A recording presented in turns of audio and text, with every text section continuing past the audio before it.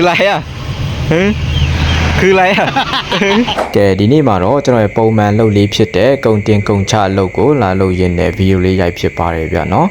ဒီတနေ့တာကျွန်တော်ဘာလုပ်ရလဲဆိုတာကိုအားလုံးနဲ့တူတူကျွန်တော်လည်းလိုက်ကြည့်ပေးကြပါဦးဗျာနော်မနေ့ပိုင်းမှာကျွန်တော်တို့ကားပေါ်ကိုပစ္စည်းတွေအကုန်လုံးတင်ပြီးတော့ဒီနီးစက်ရာတည်ယူပို့ဆောင်ရေးဆိုင်မှာကျွန်တော်တို့ပို့ရပါတယ်ထုံးစံအတိုင်းဆိုဒီရှေ့မှာပေါ့နော်ကားတွေပြေးပဲခုတလောကားတွေနဲ့ပါလာတယ်ဆိုင်ကိုရောက်ပြီးဆိုတာနဲ့ကျွန်တော်တို့ပစ္စည်းချဖို့အတွက်ပစ္စည်းလေးတွေကိုကျွန်တော်တို့တီးချလေးကြည့်ရတယ်ပေါ့နော်ဘာလို့လဲဆိုတော့ကျွန်တော်တို့တစ်ခါလေးပစ္စည်းချတဲ့အခါကျရင်မားတာတို့ဘာလို့ဖြစ်တတ်တယ်ပေါ့နော်ระยะทางเดินเข้าไปมันยาจบแล้วไม่ถึงเราจะแบบนี้แล้วไหมพี่เมื่อตรงเสร็จก็จะไป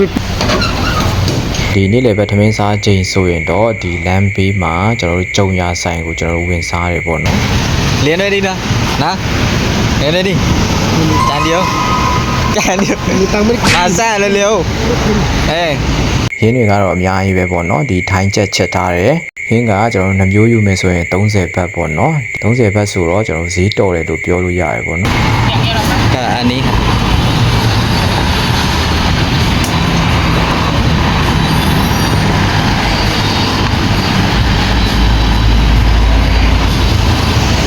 ကျွန်တော်ကတော့ဒီမုံလာဦးအချင်းဟင်းလေးရယ်ပြီးတော့ကြက်သားဟင်းလေးရယ်နှမျိုးစားဖြစ်ပါတယ်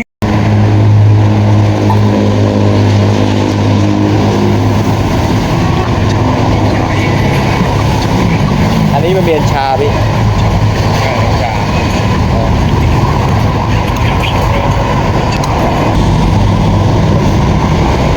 ทำเป็นซ้ำเลย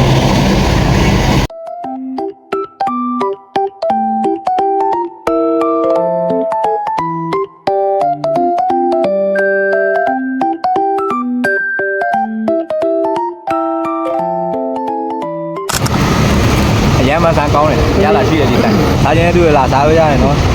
ဒီဆိုင်ဆမ်ဘယ်လောက်ဆိုင်ဆမ်စက်ကိုမြင်းဆောင်3မှာရှိတယ်ဒီဆိုင်လေးအရမ်းမစားကောင်းတယ်ซื้ออะไรมาเยอะแยะเนี่ยแต่หมดเท่าไหร่เนี่ยพี่180ကဲကျွန်တော်တို့ထမင်းစားပြီးတာနဲ့ကြံနေသေးတဲ့ပစ္စည်းတွေကိုကျွန်တော်တို့ဆက်ပို့ပါတယ်အလောက်ကကြတော့တရက်နဲ့တရက်မတူဘူးပေါ့နော်ဒီပစ္စည်းများတဲ့ချက်ဆိုရင်တော့ကျွန်တော်နှစ်ခေါက်သွားရတယ်ပစ္စည်းနည်းတယ်ဆိုရင်တော့ကျွန်တော်တစ်ခေါက်ပဲသွားရတယ်ပေါ့နော်တရက်ကို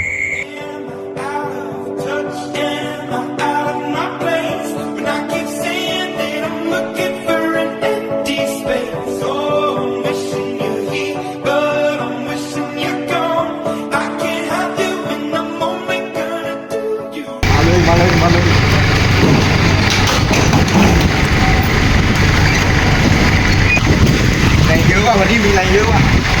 ไปแล้วไปကဲအခုဆိုရင်ပစ္စည်းလေးကကုန်ကနေပြီပေါ့နော်တခါတလေပစ္စည်းပို့တဲ့နေရာကတနေရာနဲ့တနေရာဝေးတယ်ဆိုရင်တော့ကျွန်တော်တို့တခါတလေဆိုရင်တော့တကြီးတမောလေးအိတ်ဖြစ်တယ်ပေါ့နော်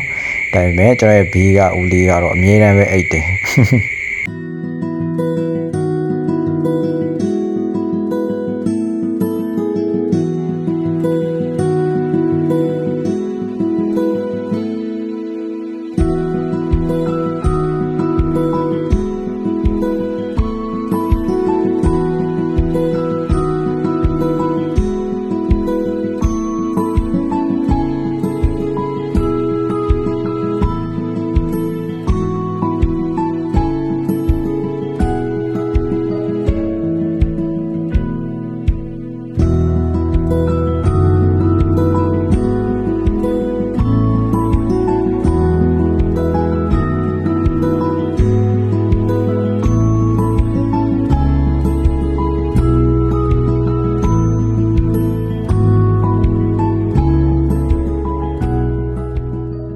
ကဲခုဆိုရင်ကျွန်တော်တို့ပစ္စည်းလည်းအကုန်လုံးလည်းပို့ပြီးဆိုတော့ကျွန်တော်တို့လောက်ယုံပြန်မယ်ပေါ့နော်ဒီဗီဒီယိုလေးကတော့ကျွန်တော်တို့ဒီဘန်ကောက်မှာကျွန်တော်နေစားလုပ်ပြီးတော့ဘလို့ဖြတ်တန်းလဲဆိုတာကို